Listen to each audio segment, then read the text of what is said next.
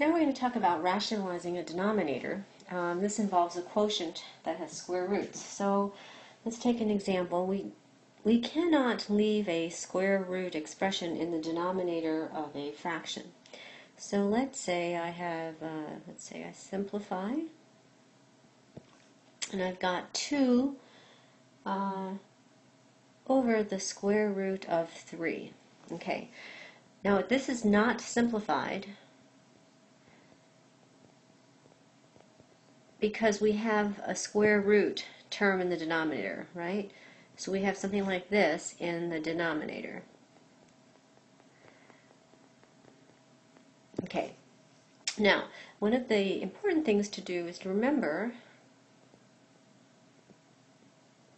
that something like the square root of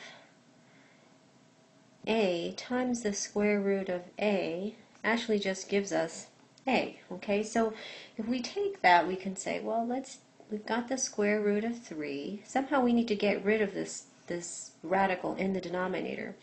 And what I can do, I can multiply the denominator by the square root of 3, right? Because what's going to happen there is that's just going to give me a 3, right?